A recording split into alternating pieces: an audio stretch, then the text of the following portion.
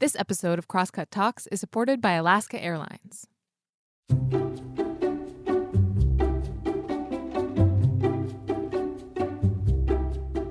Hey, welcome to Crosscut Talks. I'm Mark Baumgarten, the managing editor at Crosscut, and today we're talking about authoritarianism, and by extension, the so-called death of democracy. Now, there's a lot to be said about authoritarians right now. Most notably, there's been a war raging in Ukraine for the past 4 months that's upending the global order. And that fight is being waged by the unapologetic authoritarian president of Russia, Vladimir Putin. And yet, that war had not even started when we were first envisioning this Crosscut Festival panel, which took place in early May. We were hoping for a conversation around Putin. Even before his attempted conquest of Kyiv, his authoritarian rap sheet was plenty long, what with all the election meddling and persecution of his political opponents. And then, of course, there was the creeping authoritarianism in our own country, most visible in an anti-democratic insurrection by supporters of Donald Trump on January 6, 2021. That effort was pushed back. But many Americans are still in thrall to the former president's big lie about the 2020 election. So, what to make of the state of American democracy is somewhat up for grabs. You'll hear the host here, journalist David Korn, attempting to draw parallels between Putin's Russia and modern America. And you'll hear some good-natured disagreement, especially from Russian-born author Rebekah Koffler, who delivers a bit of a reality check about a third of the way through this talk. It's an instructive and kind of delightful moment in a very serious conversation with a very packed panel. Koffler is a U.S. intelligence expert and author of Putin's Playbook, Russia's Secret Plan to Defeat America. She's worked with the Defense Intelligence Agency and the CIA to brief the White House, the Pentagon, and NATO on Russian affairs. Ruth Ben-Ghiat is a professor of history and Italian studies at New York University.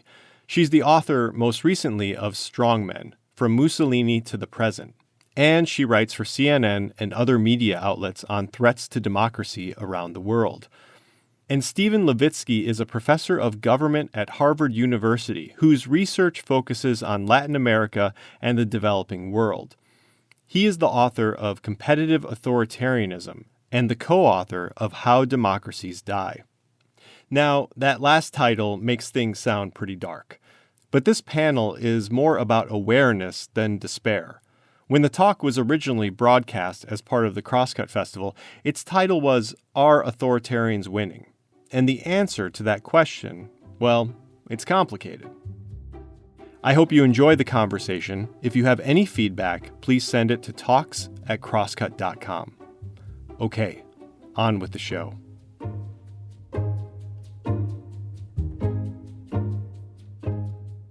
Ruth, Steven, Rebekah, welcome. Thank you. Well, Ruth, let's cut to the chase. There's one authoritarian we care most about these days. Is Vladimir Putin winning?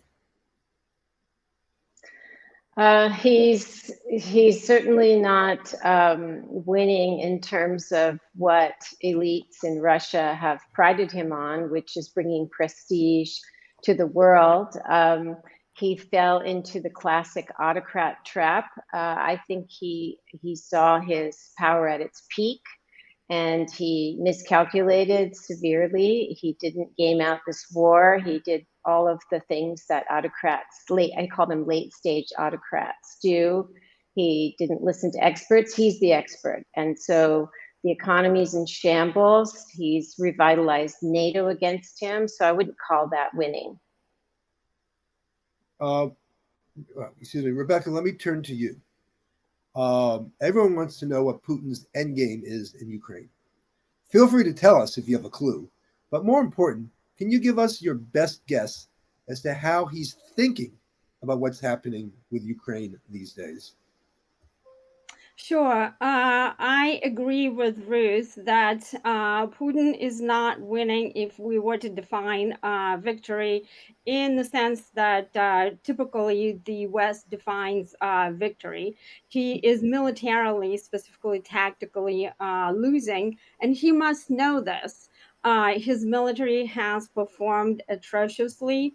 The command and control is abysmal, and he is waging war effectively on civilian population, which is a carefully calculated, cold-bloodedly calculated part of military strategy. But if you look at what his original mission was for invading Ukraine, which was at the core of it was a purely military calculation, and that is to prevent Ukraine from joining NATO, because the Russian establishment, security establishment, has declared NATO to be its top security threat. Right, the distance between St. Petersburg and the second largest city in Russia. I'm sorry, NATO forces and St. Petersburg, which is the second largest city in Russia, has reduced from the times of the Cold War to today from 1,000 miles to 100 miles. And so that proximity is what constitutes grave concern to Putin. That is why he drew the red line over Ukraine, that we are in a fight with Russia to control. Ukraine is a vital part of Eurasia. So in that sense, as long as Putin engages in a protracted grinding conflict, even if he has to put his soldiers into the wood chipper, as Segdov Austin said, which he's doing, he doesn't care. He is winning in a sense of achieving that mission, even though he's waging devastation, annihilating, Ukrainian people, women, children, the elderly. In that sense, he's winning while making a laughing stock of his military among Western analysts. Steven, let's bring this home. President Joe Biden and others have said that by helping President Zelensky of Ukraine and his nation's fight for democracy, we are fighting for democracy everywhere, including at home. Do you think that Americans make that connection, and that a majority of Americans even realize there are ongoing risks to democracy here? Well, some Americans, I think the view that we're in a global battle to defend democracy and that Ukraine is a major site in that global battle, I think that's reduced mostly to academics, diplomats, the commentariat. I don't think that's an everyday concern of Americans. Americans are concerned, a majority of Americans are concerned about American democracy, but for very different reasons. In fact, polls show that Republicans are more concerned about American democracy than Democrats are, because the vast majority of Republicans are convinced that the 2020 election was stolen and that we have an illegitimate president. So I think Americans are mostly focused on the state of American democracy. They have very different views about what's wrong and what needs to happen. So that's really interesting. If Republicans are concerned about democracy, but they're concerned about it for false reasons, based on untrue premises, conspiratorial thinking, being led by a fellow with an authoritarian manner. What are the implications of that? I mean, people on the left, people in the middle, others, academics that you name, your book and others out there always talk about how we need to protect and save democracy and ensure democracy. But if the people care about it most think that the way you ensure democracy is by being on the side of an authoritarian who's trying to actually undermine democracy, we're kind of down a rabbit hole there, aren't we? We are. We're in a mess, and it's not the first time. I mean, there are many, as Ruth knows very well, many authoritarian forces, many populist forces, many authoritarian movements that have destroyed democracy in the name of democracy, and whose supporters fully believe that they are Democrats and that they represent the people.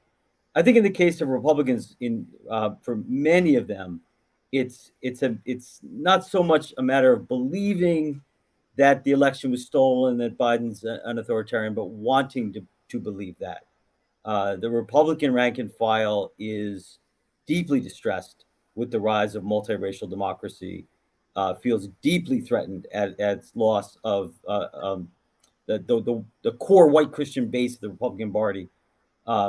Is feeling a tremendous loss of status in American society, and has radicalized, and to the point that in fact they will tell polls that they're willing to go a long way to preserve basically the version of America that they grew up with, that they feel like they're losing. So we have a radicalized Republican Party. That's the great threat to American democracy.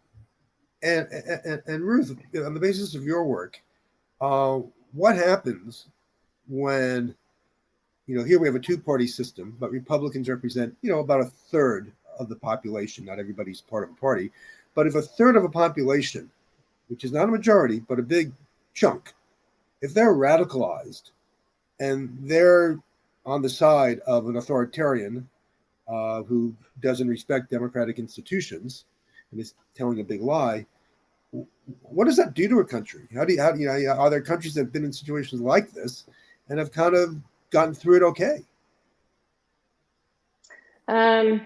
It's what does it do to a country? It legitimates, the kind of, it legitimates violence. It legitimates disinformation, and one of the saddest things is that a lot of, and I'm not speaking about the GOP and all of the influencers and deep, dark money backers, but a lot of these people are just being duped because it's one of the oldest tricks in the right-wing playbook to go after a freely elected, sitting Democratic president and say he's an authoritarian. And this was used in Chile before the 1973 coup, complete with truck convoys and supply chain shortages, and there's all kinds of signs. And the people who Trump, has around him, Michael Flynn and Roger Stone and Bannon, they have decades of expertise in wrecking democracies. But what we're seeing is you have the breakdown of the fabric of civil society. And one of the smartest and most devastating things the Republicans have done is politicize schools and go to the heart of what people care about: families, also what they call bodily autonomy. You can't force me to have a mask. You can't force me to have something injected, a vaccine. And so these are very these are ways that they've mobilized mothers, they've politicized mothers. And so you see that school boards and local city councils are now sites of hostility instead of community, and that's part of the authoritarian playbook. You get people to turn on each other, and there's many other things going on in society that are going in this direction. It's very tragic. Well, and of course, when it comes to bodily autonomy, they don't want to give you autonomy when it comes to reproductive rights. But that could be another panel. Rebekah, we look at what's happening in Russia and the important role of disinformation there, and really a sort of Orwellian disinformation, in that there are Nazis running Ukraine. We didn't invade, they invaded us, or they attacked us, and we just went in to help people, and we're just giving out food and candy and services. I'm not there, but I assume and there are certainly reporting that indicates that a lot of Russians believe this and buy this. Can you sort of talk for a moment about the parallels between that and what we see here, which may not be as dramatic in that people say a war is not a war, but in believing, Trump's lies about the election or something like that? I mean, we do see disinformation here playing, a tremendous role in our politics. So, yes, you're absolutely correct. A lot of Russians believe what Putin is saying because most of the Russian media is state controlled. There's virtually no media outlet, especially right now, that dares to critique Putin because he made sure that a law was adopted that any kind of criticism would be punishable all the way up to like years of jail, right? I am stunned actually, having heard what I just heard, my dear fellow Americans, and I'll just go ahead and, at the risk of being perceived as a pariah here, I'm going to go ahead and respectfully disagree what I just heard. And Please, go ahead. I assume this is okay because Yeah. we, after all, live in America, which is still a democracy. And democracy has always been sort of reliant on plurality of opinions. So first, if I may, I'd like to push back on the first analytic line that is democracy is the reason why the United States and NATO are now engaged. And I'm sorry if you perceive that I would be putting words in your mouth, but effectively, we're waging a proxy war right now, right? There's a war. It's not about Ukraine and Russia. It's about a proxy war between the United States, NATO on one side, and Russia on the other, right? And democracy, to me, has nothing to do with that for two reasons. First, there's a long-term bipartisan U.S. policy that used to be highly classified, but now it is in the open. And this policy states that the United States will do everything possible to prevent Russia from emerging as a dominant power in Eurasia. Right. And this is why we are supplying weaponry to Ukraine. We are ensuring that they receive proper training all the way to supplying real-time intelligence, because the United States is driven, just like Russia, by realpolitik motivations, but it's dressing it up as a democracy narrative, because that's what resonates with American public, right? Democracy. Similarly, Putin is lying to the Russian people, saying that his special operation is designed to denazify and to demilitarize Ukraine.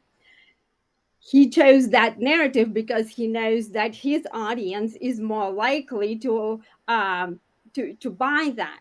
Okay, because having lost 20 million people, the Russians are, allergic to Nazism, fascism, and those things. So that's my first pushback. Ukraine is in no danger of becoming democracy anytime soon, just like Russia wasn't. Remember, we tried that back in the 90s after the collapse of the Soviet Union. We tried that in many other places, and it's failed, right?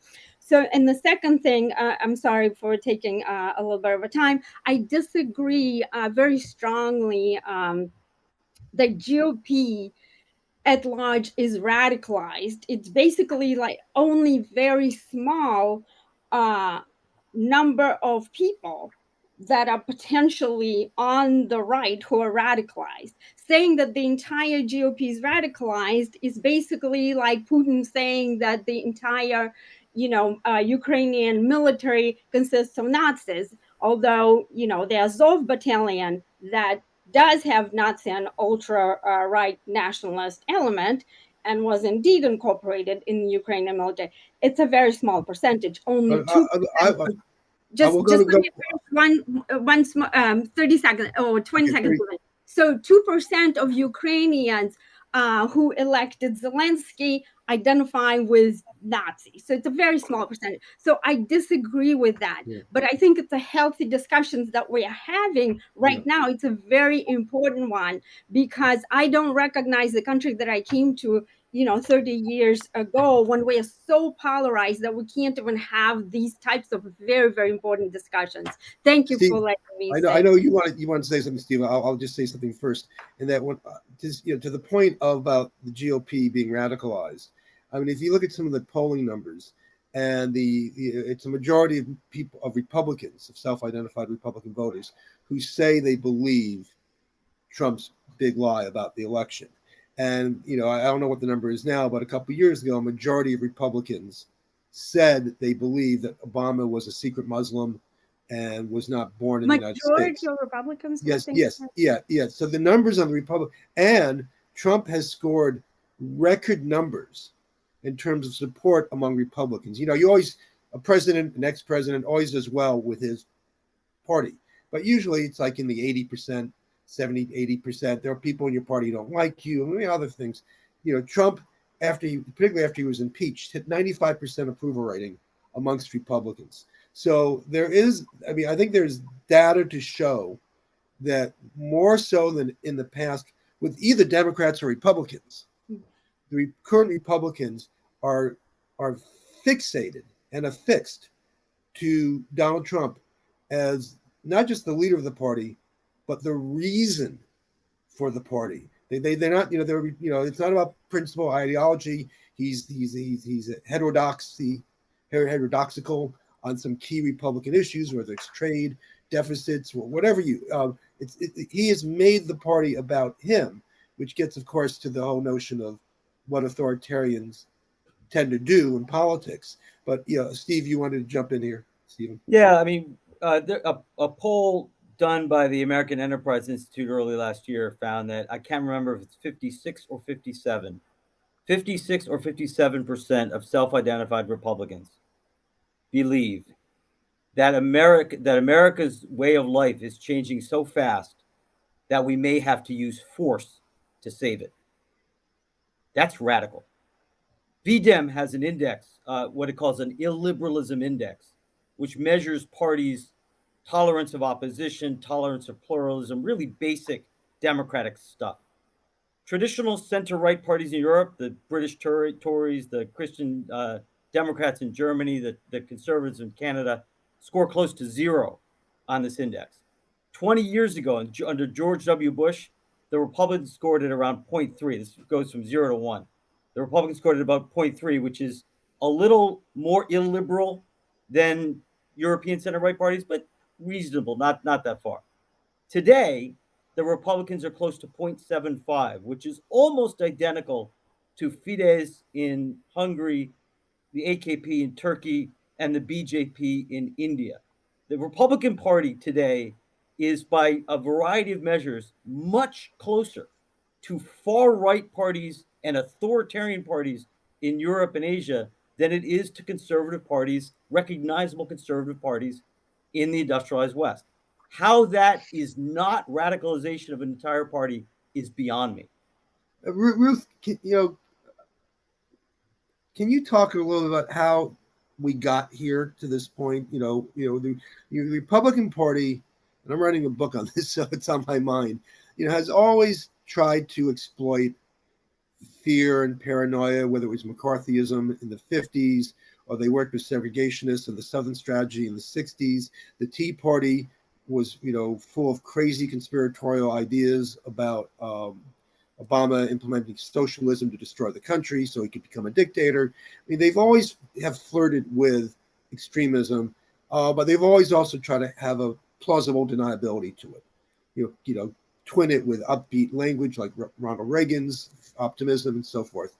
But, in the last, 4, 5, 6 years, we've seen they've dropped the niceties, and they've gone full bore on Democrats. The opposition, this gets to Stephen's point, is a threat to the country. I get 20 emails a day from Trump and others. The radical socialist Democrats want to come to your neighborhood, Rebekah, your neighborhood, and destroy it. Destroy your neighborhood and your way of life that you moved here for.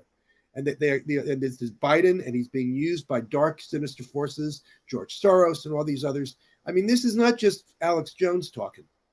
This is coming from every major arm of the Republican Party. They've all fallen in lockstep behind Trump. And it seems, if you look at this, I guess with the perspective of time, Ruth, it's happened very quickly. I mean, does this mirror what's happened in other societies that have gone in this direction? Well, what's extraordinary, I mean, it never is going to look the same. And that's why some people can't see what's happening. But there are certain authoritarian dynamics that Trump knew very well. And he came in, it's quite extraordinary what he did, because if you look at, so Mussolini created his party, or many of them, the successful autocrats were either they founded their parties or they were there for a long time, including Berlusconi, who had a kind of authoritarian leadership in a democracy. He founded his party. So here's Trump, who used to be a Democrat. He's an opportunist. And he comes in, he takes over this party, which was ready to be taken over because of the Tea Party. And as you said, it had become more of an intolerant party. And what he added was the leader cult. What he added was making people feel good about lawlessness, rewarding lawlessness. And so in a very short time, the whole political culture of the GOP shifted to what I consider an authoritarian political culture. And that's why during the 2016 election, which was a watershed, what do you do with a political opponent? Just because you have an opponent, you lock them up. That's not what Democrats say. Nor do Democrats say they're going to stand on Fifth Avenue and shoot someone. That's what Duterte says. So the frame of reference for Trump was other autocrats, and so Trump he took this party and he imposed this kind of authoritarian leadership on it.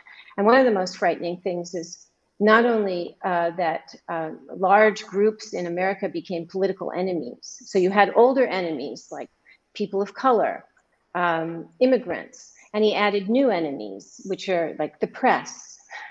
The fake news, enemy of the people. But he also imposed an authoritarian discipline on his own party, where by the time we were at the second impeachment in February 2021, there were Republicans who voted to impeach him, and they had to buy body armor because they and their families were getting threatened. So this is not what Democrats do. And then the final thing I'll say is January 6th, the fact that this coup attempt happened and they didn't discard Trump on January 7th.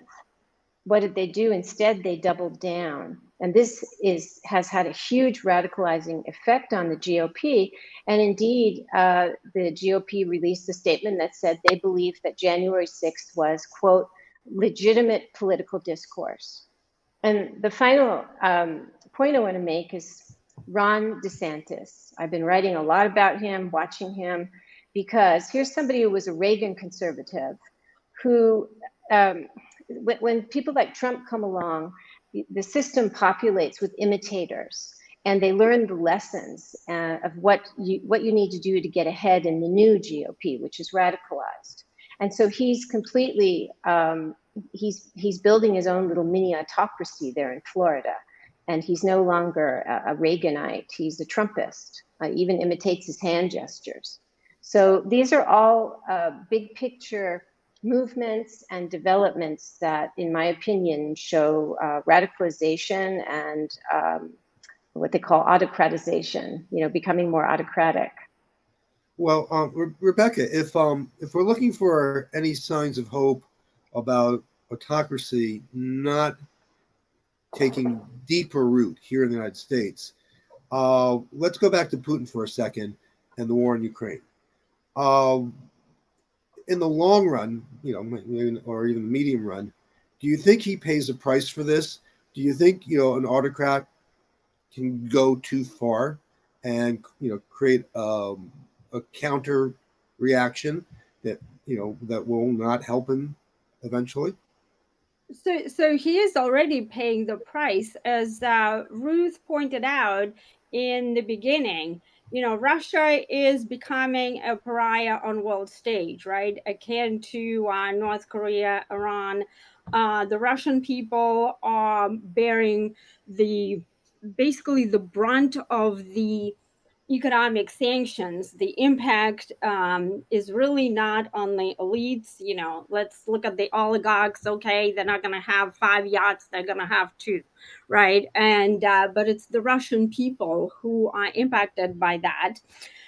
So he is already paying the price. If what you meant was, is he going to be ousted? Is he going to be poisoned or removed, or like, Senator Lindsey Graham suggested, or President Biden, this man can no longer remain in power? No, that's just not how things work in Russia. In fact, Putin's popularity skyrocketed since the beginning of the special operation. It's at 83% right now. So, yes, in terms of the hope, I strongly disagree with you all, respectfully, Ruth, with what you just stated, that about the radicalization. Again, I'm not an academic. I can't cite to you statistics of how many people view, themselves as radical. I'm a former intelligence officer. I analyze the blue force, the red force, rather, in order to help the blue to devise a strategy to beat them, right? Putin is my target, has been for many years. I also a person who came to this country, fled the former Soviet Union more than 30 years ago, right? And I am one of those people that you guys actually call radicals. And do I look to you like a radical? I support freedom. Including, freedom to bear arms. I'm a full supporter of Second Amendment and I support freedom of speech. And I believe I see the signs. Again, I apologize for stating this, but I believe it's important to speak the truth here. I see the sign of Sovietization of the American society. My own kids, in public schools, were indoctrinated in the same manner that I was indoctrinated back in the Soviet Union. My own mother used to tell me, do not believe everything that the teachers are saying or the Soviet state is saying. I am saying the same thing to my kids right now. Look at what is wrong with plurality of opinions, right? Why do we have censorship? Why do we have the cancel culture and all of those things? People with whom I associate, regular people, not, uneducated or the deplorable types. I know many, many people who are normal, highly educated. They are Trump supporters because they believe in freedom in this country. And I believe that it is so important right now. I assume you guys researched my background before you invited me here. And I think I'm thankful and appreciative that we're having this discussion. But these are my beliefs. If you want to, no, that's fair, go for it. It's fair enough. Steven, Trump incited a riot. He called on people, and more importantly, he did nothing while it was happening. I mean, I think that's the real tell here. He can get off with saying, well, my words didn't actually say go there and beat up and try to kill officers. But he did nothing. He sat there and watched, and the first-person accounts are that he even enjoyed it and thought it was good because it would help him with his master plan of putting off the certification so that he could try to rig the system. But if you believe in, that democracy is in freedom are sort of equatable, comparable, or invested in Trump retaining power, right? You can justify all these things. And so we seem to be in a Venus-Mars situation, right? Where people look at that event as a threat to democracy. Other people look at it as a way to protect democracy. And I wonder, what is the way out of this sort of hole? if you have such a black and white, difference in looking at a seminal event? It's a seminal event because it was an attempted coup against our democratic system. There was a 2-month-long rolling attempted presidential coup. And if we as a society cannot write an official history in which that goes down not as something that there are different views on, but rather an assault on our democratic institutions, an assault on our Constitution, our democracy is in trouble.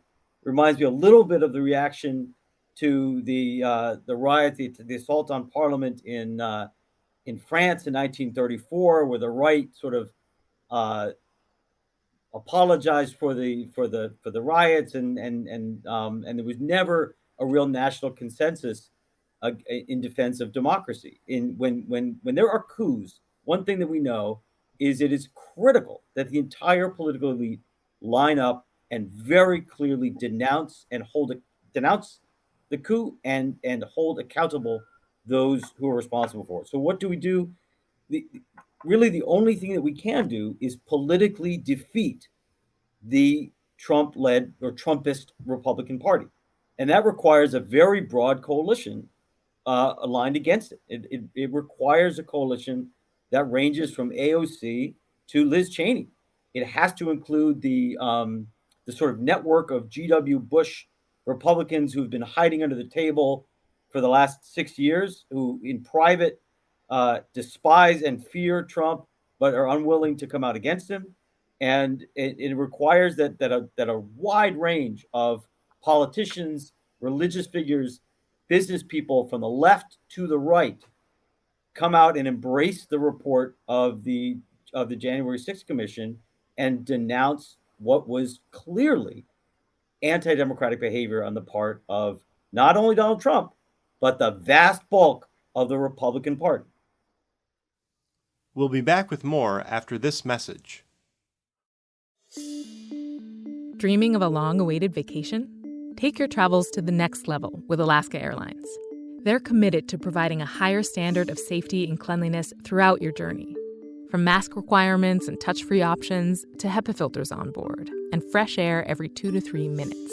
Plus, their award-winning loyalty program, Mileage Plan, makes it easy to earn and redeem miles wherever you go, including destinations worldwide, thanks to their One World Alliance membership. If you're ready to land a low fare, next-level care, and the best experience in the air, book now at alaskaair.com. We're going to take some questions from the people who've been watching at home. And I'm trying to get through as many as I can. So I'm going to ask everyone to respond as quickly as you can to these questions. And one question is, what, if any, opposition leadership to overcome Trump do you see within the Republican Party? And I will say right now, none. Virtually, I mean, Liz Cheney, but the Republican Party is trying to get rid of her. We don't know if she will even win her election. She's being challenged in the Republican primary. I think at this moment in time, the Republican Party is shot in the sense that it is just 100% pro-Trump and will do anything that will follow him in any direction. So let me move on to the next question. In your opinion, what is the end game or goal for those who are publicly pushing us towards autocracy?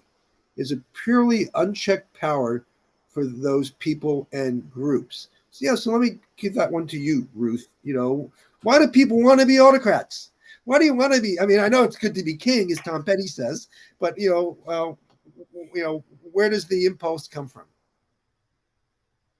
Oh, well, I was going to say instead that there's a reason that the GOP is always trotting over to Hungary, and Tucker Carlson did the extraordinary thing of broadcasting for an entire week from Orban's Hungary, because what they want is a version of what we call electoral autocracy, where because today you don't shut down elections; it's more rare.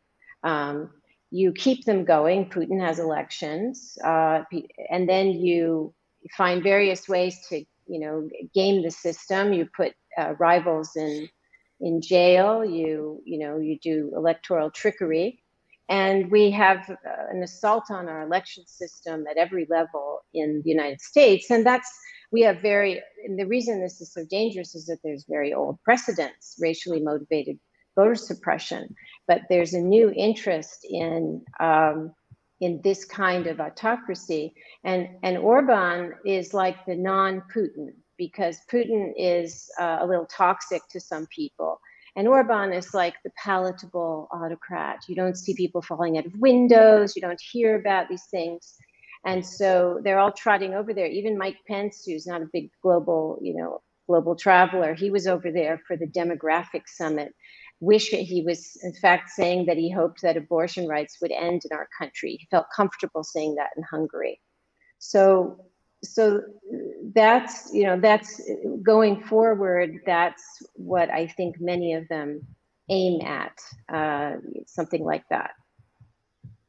Moving on to the next question. Are we seeing a split in the global order with China and Russia and India on one side and Europe and the US largely on the other side? Where do you think this is all headed? Let me go to both Rebekah and Steven on this. And so, Rebekah, you go first, but keep it brief. Sure. I don't think it's going to be fractured along the lines that the questioner stated. Russia and China, despite the fact that they're trying to project themselves as the so-called strategic partner, are more of a marriage of convenience. Russia fears China because China is growing economically, militarily, and Russia is considering China threat number 2 after the United States and NATO. So it's not going to be split that way, but they will unite to the point, only to the extent that they can challenge the United States. Steven? I agree with Rebekah. Okay. Expound. No, we're heading not to a sort of new Cold War with the West, the liberal West, lined up against all the people that all the illiberal forces that we consider bad guys among themselves. As Rebekah said, there are intense rivalries and differences among China, Russia. India is internally divided, is not really a coherent geopolitical player right now. But what we're headed towards is a much more multipolar world where the United States is one power among many, in which there will be important illiberal and authoritarian powers, but we're not going back to the heady days of the 1990s. But it's not going to be a bipolar world. It'll be a much more fragmented one, in which the United States is going to have to work out working relationships, partnerships, alliances with illiberal states as well. And haven't we seen with the Trump years and now the Biden years that if you look at the relationship between the United States and Europe, that it is not stable in the sense that it was a lot different under Trump than it is now. If Trump were to get back in office, it would be a lot different again. I mean, there's been a lot of coming together over the Ukraine war, but you mentioned Orban a few moments ago, Ruth. There are illiberal strains within Europe that Europe itself hasn't fully resolved. So the whole idea of there being a U.S.-European bloc seems to me to be optimistic in the sense that they're going to continue to be differences depending on what the external circumstances are. Yeah, and the thing about autocrats is you have a deal with them until you don't have a deal with them. They're in terms of personality, they're highly transactional and opportunistic people. And I mean, Putin knows this there's a reason you can't mention the Nazi-Soviet pact in Russia, right? They're not the most reliable allies. So I agree with what was said about China and Russia. But this new precursor to this invasion of Ukraine was when the National Interest published a joint op-ed, unprecedented, of the Chinese and Russian ambassadors to the United States, which then was followed by a joint proclamation by the heads of China and Russia, and it was dripping with scorn for America. And I agree that they are not going to be tight-knit allies. They're each just too transactional and could turn on the other. There's a lot of rivalry. But what they are united in is bringing America to its knees. And that's by every kind of hybrid warfare tool possible. And so that's sobering. Let me go around the horn and ask everybody, because this is a pretty heavy and somewhat discouraging topic, for something that you can have a very loose definition of this, that you would count as good news, or maybe just a wee bit encouraging, in terms of what's happening with democracy here, what's happening with the war in Ukraine, or Russia, if you want to focus on Putin, Rebekah, but something that you see out there that might lead you to not give up all hope. Steven, why don't you start? Look, first of all, I don't think the authoritarians are winning in the first place. I mean, nobody asked me this question, but it's basically been a draw the last 15 years or so. Autocrats win some days, they win some elections, they take power in some places, they lose power in other places. And so I think that's going to continue for a while. I don't think we're going to see a dramatic turn in either direction. So we have to take small victories. Biden's victory in 2020 was huge. Macron's victory in France was very important. I do think, I mean, it's very, very, it's difficult to game out the longer term consequences of a major war like we're seeing in Russia. And I study political parties in Argentina, so I'm the last one who should do it. But Putin's failures and are going to be are a plus for liberal Democrats. I mean, we were in a foggy, low confidence period where the West is wringing its hands about the failures and limitations of democracy.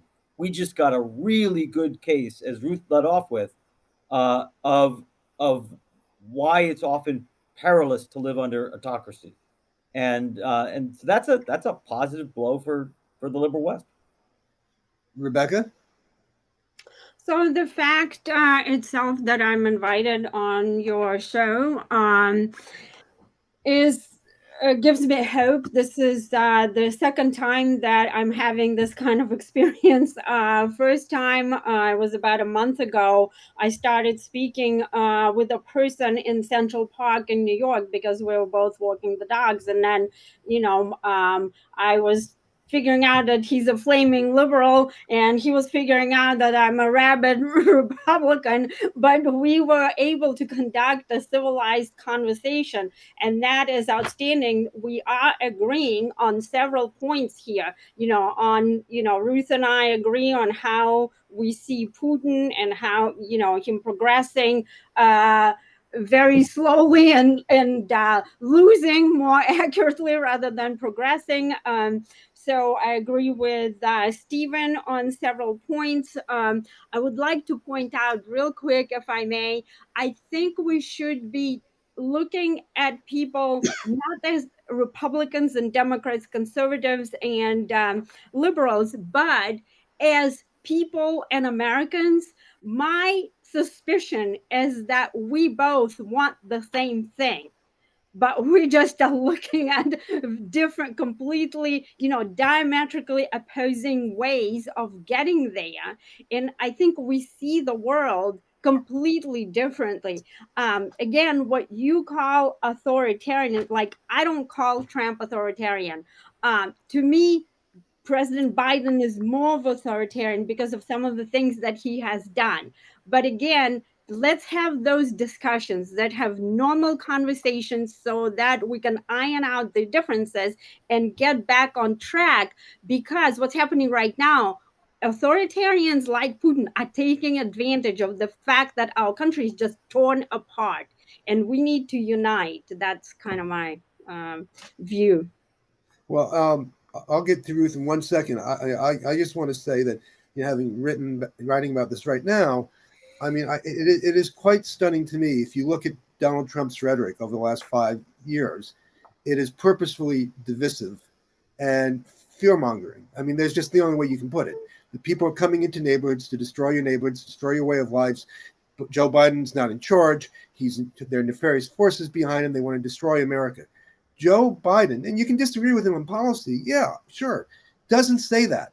He does talk about, let's see where we have common ground. What can we work on together? Infrastructure, this, that, or the other thing.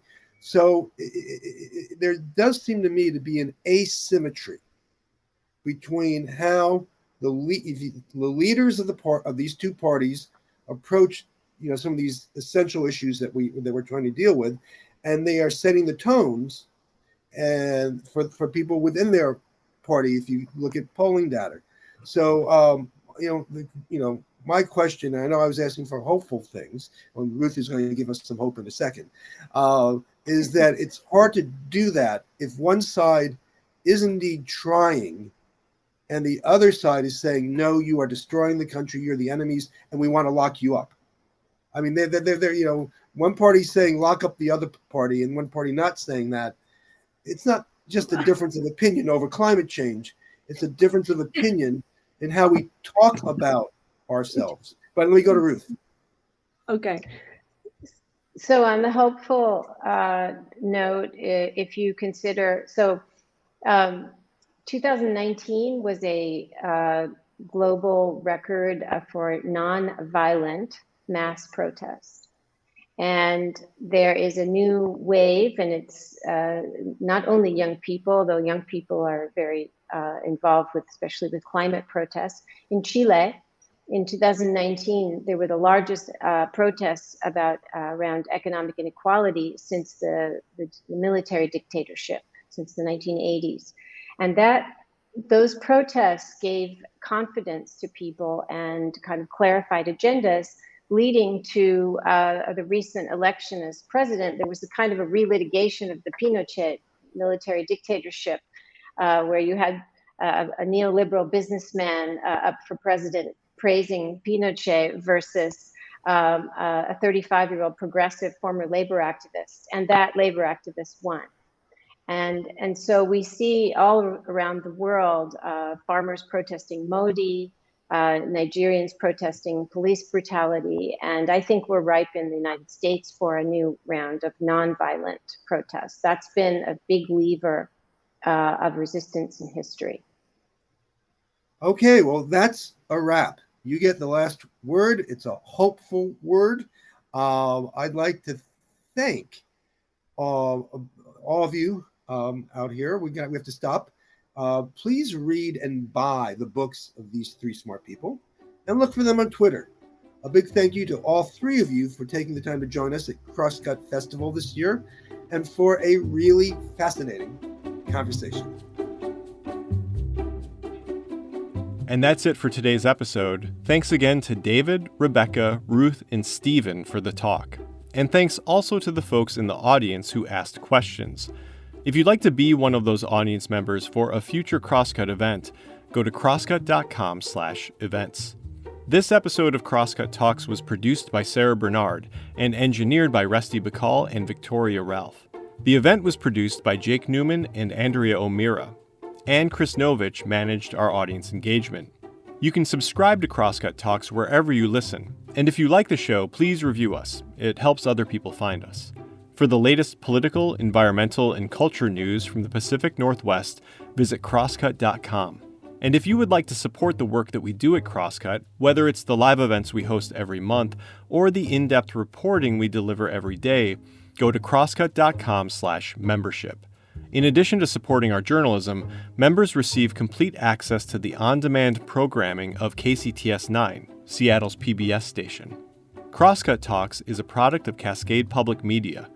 I'm Mark Baumgarten. We'll be back soon with another conversation.